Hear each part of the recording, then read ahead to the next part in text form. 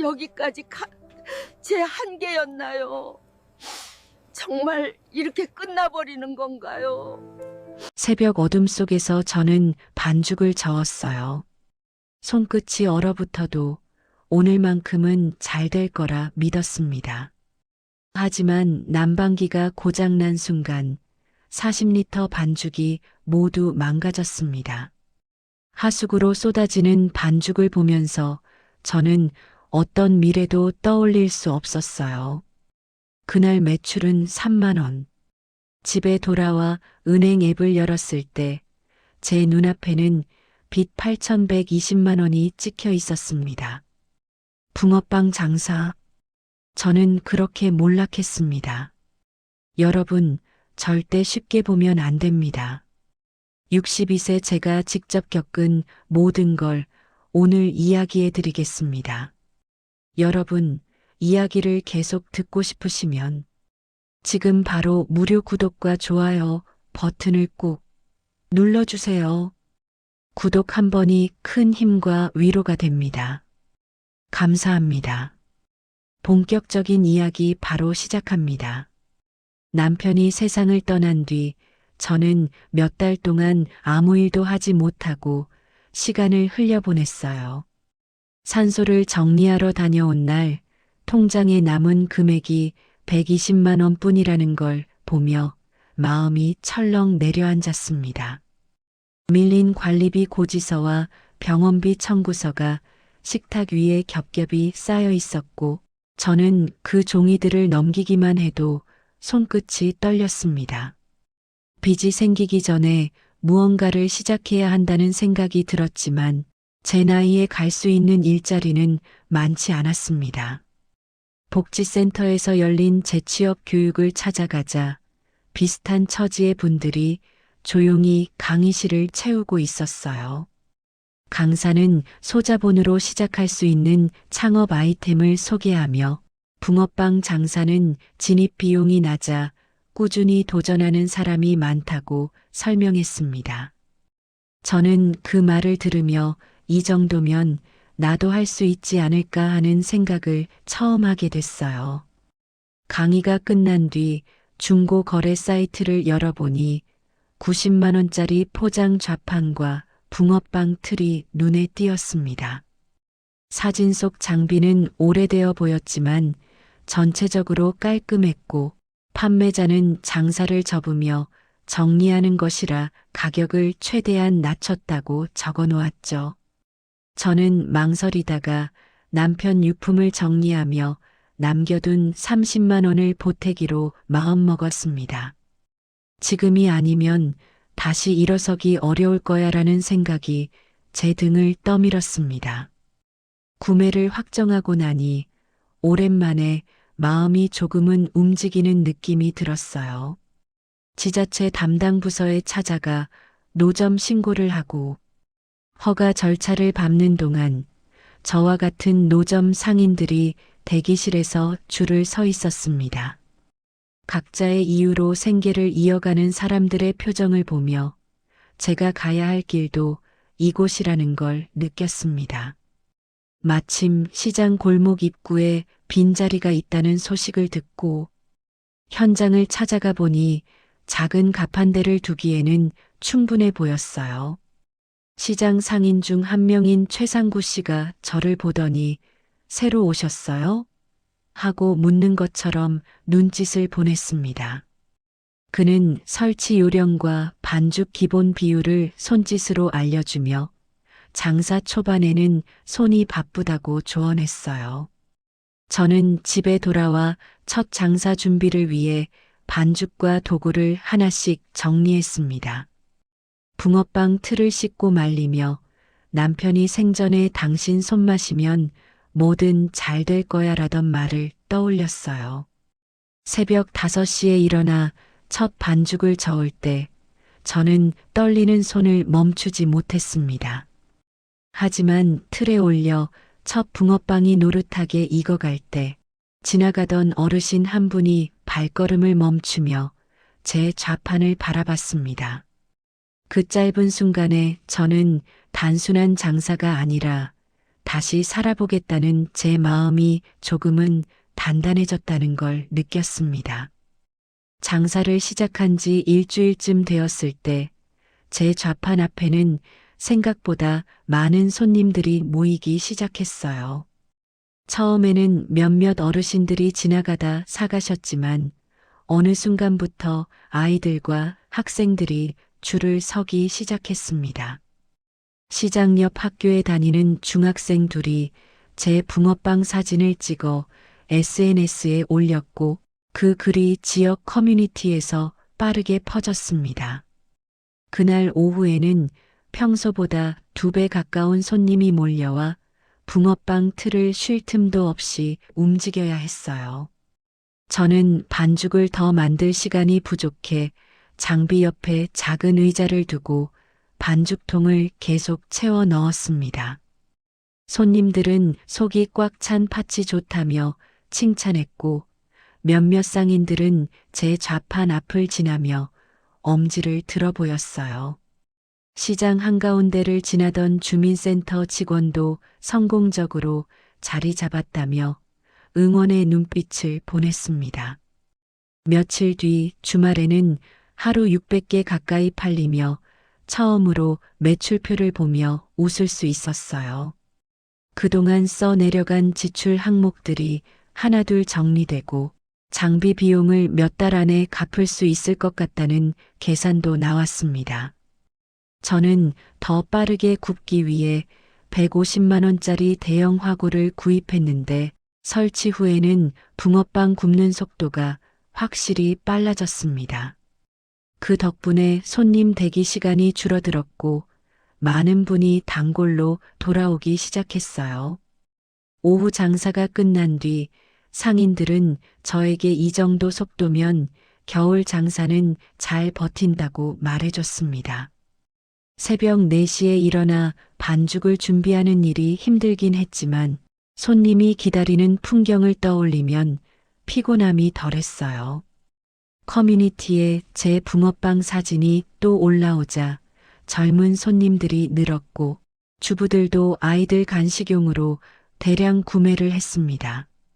시장 입구에서 떡볶이를 파는 상구 씨는 회전이 빠른 저를 보며 처음 치고는 아주 좋은 편이라며 의외라는 표정을 지었습니다. 그 칭찬을 들으며 저는 제자리에서 조금씩 인정받고 있다는 느낌을 받았어요. 복지센터에서는 제 사례를 성공적인 노년 재취업 예로 소개했고 몇몇 어르신들이 장사 요령을 물어보기도 했습니다. 날씨가 추워질수록 장사는 더 잘 됐고 저는 겨울이 끝나가기 전까지는 큰 걱정 없이 버틸 수 있을 거라 생각했습니다.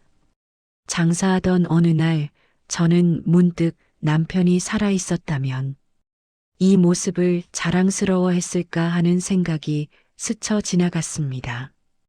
그때는 몰랐어요. 시장의 분위기를 완전히 바꿔놓을 일이 곧 찾아오고 있었다는 거리요. 장사가 자리를 잡아가던 어느 날 시장 입구에 커다란 간식 트럭이 들어왔어요. 트럭은 밝은 LED 조명과 음악을 틀어놓고 오픈 이벤트를 진행했는데 멀리서도 눈에 띌 만큼 화려했습니다. 저는 그냥 새로운 상인 정도로 생각했지만 손님들은 호기심에 하나둘 트럭 방향으로 움직이기 시작했습니다.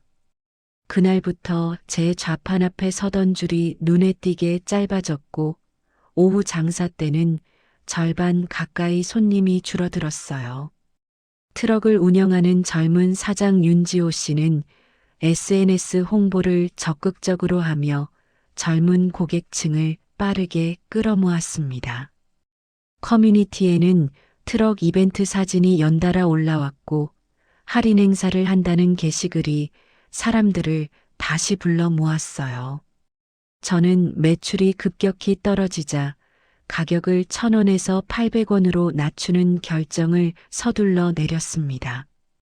가격을 낮추려면 재료비를 줄여야 했고 더 저렴한 유통업체를 찾느라 발품을 팔아 팥과 밀가루를 대량 구매했습니다.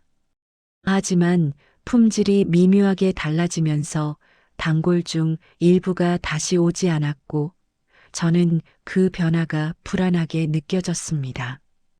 한쪽에서 장사하던 상구 씨는 가격 경쟁은 오래 못 버틴다고 말했지만 저는 당장 매출을 올려야 한다는 생각에 흔들렸어요. 며칠 뒤 비가 내리자 상황은 더 나빠졌습니다. 트럭은 자체 텐트와 난방 장치 덕분에 장사를 이어갔지만 제 좌판은 비를 막지 못해 1시간 만에 장사를 접어야 했습니다. 그날 매출은 평소의 3분의 1도 되지 않았고 저는 반죽통을 들고 돌아오며 마음이 무겁게 가라앉았습니다. 시장 사람들은 상황이 어렵다는 듯 저를 바라봤지만 누구도 쉽게 해결책을 말해주지 못했어요. 저는 밤늦게까지 매출표를 들여다보며 손님을 되찾을 방법을 고민했습니다. 하지만 트럭 앞에 길게 늘어선 줄을 보면 현재 상황이 단순한 기분 탓이 아니라는 걸 알 수 있었어요. 결국 저는 다시 경쟁력을 갖추기 위해 대형 포장마차 가판대를 알아보기 시작했습니다. 지금 이 변화에 대응하지 못하면 장사는 더 빠르게 무너질 것 같았기 때문입니다. 그러나 저는 그 선택이 어떤 결과를 가져올지 그때는 전혀 알지 못했습니다. 트럭과의 경쟁이 계속되자 저는 더 큰 변화를 줘야 한다고 판단했어요.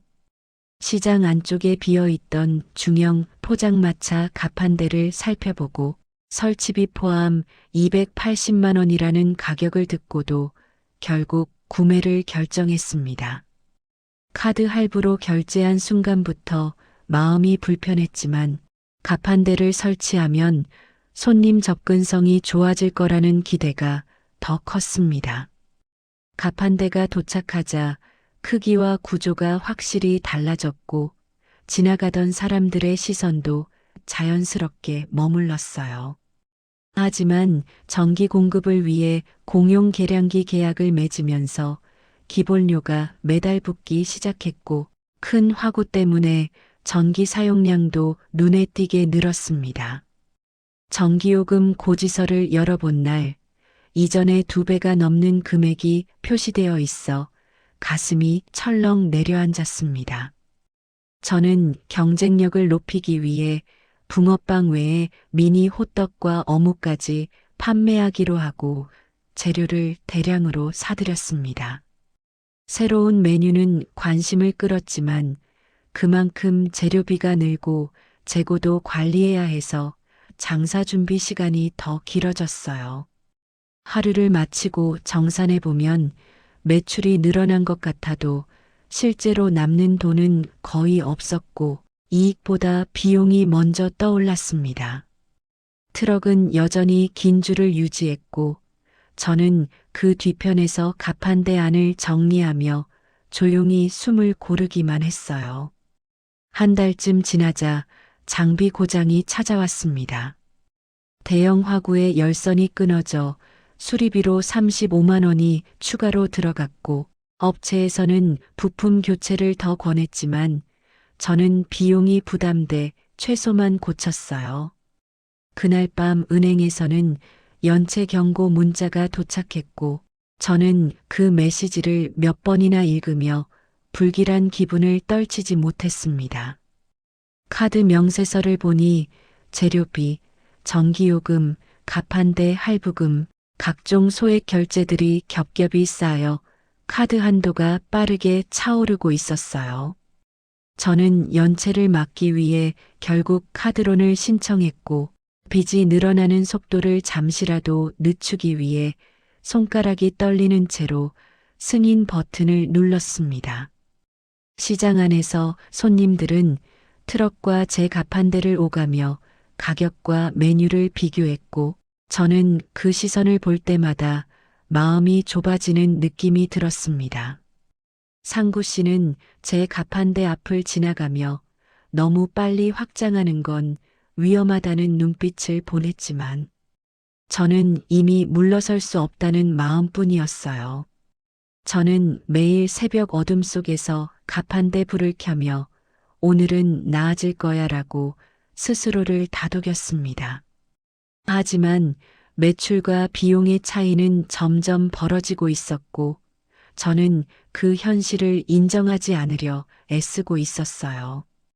이 확장이 저를 더 깊은 빚으로 끌고 가고 있다는 사실을 아직은 깨닫지 못한 채 저는 다음 날 장사 준비를 위해 다시 반죽을 저었습니다. 폭설 예보가 있던 날 저는 매출을 끌어올릴 마지막 기회라고 판단하고 평소의 2배가 넘는 반죽을 준비했어요. 새벽부터 반죽통 여러 개를 채우느라 손이 얼어붙었고 포장마차 난방기를 켜두었지만 눈발이 점점 굵어지며 내부까지 차가운 기운이 스며들었습니다. 점심시간이 가까워질 무렵 난방기가 갑자기 툭 소리를 내며 꺼졌고 전기 차단 스위치 쪽에서 경고등이 깜빡이기 시작했어요. 난방이 끊기자 가판대 안의 온도가 빠르게 내려갔고 반죽통 위에는 차가운 김이 맺히며 발효가 비정상적으로 진행됐습니다. 반죽 표면이 부풀어 오르다가 곧바로 가라앉는 모습이 보였고 손가락으로 눌러보자 점성이 사라져 더는 사용할 수 없다는 걸 단번에 알 수 있었어요. 저는 40리터가 넘는 반죽을 그대로 버려야 했고 가판대 옆 하수구로 쏟아지는 반죽을 보고 지나가던 손님들이 놀란 표정으로 걸음을 돌렸습니다. 폭설로 손님 자체가 적었고 준비한 반죽까지 날리면서 그날 매출은 3만 원을 간신히 넘길 정도였어요. 몸은 젖었고 손끝이 얼어붙은 채로 가판대를 정리하는데 머릿속에는 연체 중인 대출금과 카드론 상환일만 계속 떠올랐습니다. 버스를 타고 집으로 돌아오는 길 안내방송에서 연체 대출자의 주의가 필요하다는 메시지가 흘러나오자 가슴이 더 깊게 내려앉았어요. 집에 들어와 은행 앱을 열었을 때 총 부채가 8,120만 원이라는 숫자가 화면에 크게 떠 있었고 저는 그 자리에 그대로 주저앉았습니다. 영수증이 담긴 박스를 꺼내 명세서를 하나씩 펼쳐보니 제가 어디서부터 잘못된 선택을 했는지 조목조목 드러났습니다. 전기요금, 장비 수리비, 새 메뉴 재료비, 가판대 할부금, 카드 수수료까지 모든 항목이 빠짐없이 빚을 키우고 있었어요. 시장을 떠올리며 장사를 접어야 한다는 현실적인 결론이 마음속에 강하게 자리 잡기 시작했습니다. 반죽을 버리던 그 장면이 계속 떠올랐고 경쟁이 아니라 제 결정들이 저를 이 지경으로 몰았다는 사실을 인정할 수밖에 없었어요. 저는 가판대 열쇠를 책상 위에 내려놓고 손을 천천히 내려보았는데 마치 그 열쇠가 저의 마지막 희망까지 닫아버린 것처럼 느껴졌습니다. 장사를 접기로 마음먹은 다음 날 저는 시장 상인회를 찾아가 노점 철거 신고서를 제출했어요. 담당자는 철거비와 계량기 해지 비용이 따로 부과된다고 설명했고 예상보다 큰 금액에 잠시 말을 잃었습니다. 서류 처리가 끝나자 시장 관리 직원들이 포장마차 주변을 둘러보며 철거 일정을 확인했고 저는 가판대 안의 물건들을 하나씩 챙기기 시작했습니다. 붕어빵 틀, 반죽통, 앞치마, 조리도구가 박스 안에 차례로 들어가며 지난 몇 달의 기억도 함께 정리되는 느낌이 들었어요. 최상구 씨가 철거 소식을 듣고 조용히 다가와 가판대 한쪽을 잡아줬고 그는 저의 무리한 확장을 걱정했던 마음을 털어놓는 표정을 하고 있었습니다. 철거 직원들이 지지대를 분리하는 동안 저는 남편 사진이 끼워진 작은 수첩을 꺼내 잠시 손바닥 위에 올려두었습니다. 가판대가 완전히 접혀 트럭에 실리자 빈자리가 드러났고 그 자리는 생각보다 훨씬 넓고 차갑게 느껴졌어요. 시장 입구를 지나던 중학생 단골들이 자리가 사라진 걸 보고 서로를 바라보며 의아한 표정을 지었고 저는 그 모습을 피하려고 고개를 숙였습니다. 남은 재료들을 그냥 버리기 아까워 복지센터 무료 급식소에 기부하기로 결정했고 직원들은 제 소식을 듣고 안타까운 표정으로 감사 인사를 전했어요. 집으로 돌아와 가방에서 장사 허가증과 열쇠를 꺼내 서랍 깊은 곳에 넣는 순간 저는 이제 완전히 새로운 생활을 시작해야 한다는 사실을 받아들였습니다. 철거된 자리에서 불어오던 차가운 바람이 계속 떠올랐고 실패를 인정한다는 것이 이렇게 무거운 일이라는 걸 처음 실감했어요. 하지만 마음 한편에서는 더 큰 손실을 막았다는 작은 안도감이 동시에 자리했고 그 미묘한 감정이 하루 종일 지워지지 않았습니다. 장사를 접은 뒤 며칠 동안 저는 아무것도 하지 못한 채 집안에서 시간을 흘려보냈어요. 그러다 마음을 추스르고 재정상담센터를 찾아가 부채 구조 조정을 신청하기로 결정했습니다. 상담사는 제 명세서를 확인하며 카드론과 현금 서비스가 빚을 가장 빠르게 늘린 원인이라고 조용히 설명했어요. 저는 월 35만 원씩 5년 동안 상환하는 계획을 세우게 되었고 그 일정표를 받아드는 순간 마음이 복잡하게 흔들렸습니다. 생활비를 벌기 위해 근처 요양원 주방 보조 일자리를 알아봤고 다행히 공고가 떠 있는 걸 확인해 면접을 보러 갔어요. 면접에서는 힘든 업무가 많다는 말을 들었지만 저는 꾸준한 수입이 필요하다는 이유로 바로 일을 시작하겠다고 했습니다. 첫 출근 날 저는 주방에서 채소를 다듬고 식기를 옮기며 오랜만에 몸을 크게 움직이는 일을 하게 되었어요. 일은 단순했지만 반복적이었고 허리가 금방 아파왔지만 정해진 시간에 수입이 들어온다는 사실이 큰 위로가 됐습니다. 요양원 직원 중 한 명은 제가 시장에서 장사를 했다는 사실을 듣고 상황을 물어왔고 저는 경쟁과 확장이 어떻게 빚을 키웠는지 차분히 설명했어요. 퇴근 후 집에 돌아가 벽에 상환 계획표를 붙여두고 하루 단위로 표시를 하며 마음을 다잡았습니다. 며칠 뒤 중고 사이트에 올려둔 장비가 예상보다 훨씬 낮은 금액에 팔렸고 그 돈은 빚 상환에 바로 사용했어요. 장비가 완전히 사라지자 가판대에서 보내던 시간이 마치 먼 과거처럼 느껴졌고 저는 스스로에게 무리한 결정이 얼마나 위험했는지 다시 되새겼습니다. 요양원에서의 일은 고됐지만 규칙적이었고 저는 천천히 현실적인 생활 리듬을 잡아가기 시작했어요. 이 과정을 겪으며 저는 창업이 단순한 희망이나 의지로 되는 게 아니라는 사실을 조금씩 깨달았습니다.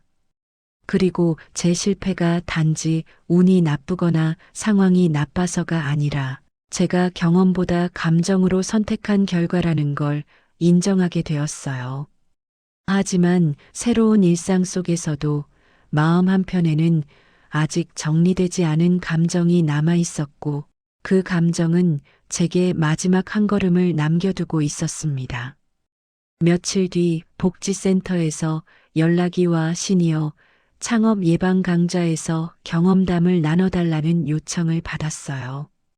저는 망설였지만 누군가에게는 제 실패가 도움이 될 수 있을 거라는 생각에 강의를 준비하기로 했습니다. 강의 전날 저는 장사하던 시절의 일정을 날짜별로 적어둔 노트를 꺼내 펼쳐보며 사건들을 하나씩 다시 확인했어요. 반죽이 넘쳐 버려졌던 날, 장비가 고장 나던 순간, 대출 경고 문자를 받았던 밤까지 모든 기록이 또렷하게 떠올랐습니다.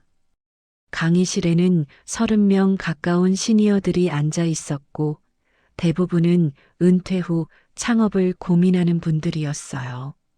저는 장사 초기의 성공보다 경쟁 환경과 비용 구조를 먼저 파악해야 한다는 점을 구체적인 사례로 설명했습니다. 참석자들은 제가 겪었던 재료비 상승, 설비 고장, 무리한 확장 과정을 들으며 조용히 고개를 끄덕였어요. 한 참석자는 부모님도 비슷한 실패를 겪었다며 제 이야기가 많은 생각을 하게 만든다고 말했고, 저는 그 말에 잠시 숨을 고르며 마음을 다잡았습니다. 강의를 마친 뒤 저는 시장 쪽으로 발걸음을 옮겼고 철거된 제 자리 앞을 지나며 잠시 멈춰 섰어요. 빈 공간은 예전보다 더 넓어 보였지만 그 자리엔 실패 대신 조심해야 할 선택의 무게가 남아 있었습니다. 저는 바람을 한번 깊게 들이마시고 앞으로는 감정이 아니라 계산과 준비로 판단하겠다고 마음속으로 다짐했어요. 그리고 제 경험이 누군가의 발걸음을 조금이라도 안전하게 만들어준다면 그로 인해 제가 겪은 몰락도 헛되지 않으리라 생각했습니다. 여러분, 저는 붕어빵 장사를 시작할 때 정말 단순하게 생각했어요. 열심히 하면 잘 될 거라고 믿었고 작은 실수쯤은 금방 고쳐지리라 생각했죠. 하지만 장사는 마음 하나로 되는 일이 아니었습니다. 경쟁을 보고 비용을 계산하고 위험을 먼저 살피는 눈이 필요했습니다. 저는 그걸 너무 늦게 배웠습니다. 그래서 빚 8천이라는 값을 치르게 되었어요. 혹시 지금 창업을 고민하고 계시다면 제 이야기를 꼭 기억해 주셨으면 합니다. 잘 되는 날만 보지 마시고 안 되는 날을 먼저 준비해 주세요. 확장보다 버티는 힘이 더 중요할 때가 있습니다. 그리고 무엇보다도 여러분 자신을 너무 몰아붙이지 마세요. 저처럼 감정으로 결정하면 감당하기 힘든 순간이 찾아옵니다. 비록 저는 실패했지만 이 경험이 누군가의 발걸음을 지켜준다면 그걸로 충분합니다. 여러분이 같은 길을 걷지 않기를 진심으로 바랍니다. 오늘 제 이야기 들어주셔서 감사합니다.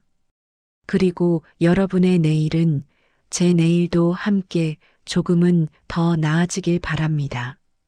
여러분, 여러분의 구독 하나가 누군가의 노후를 지키는데 큰 힘이 됩니다.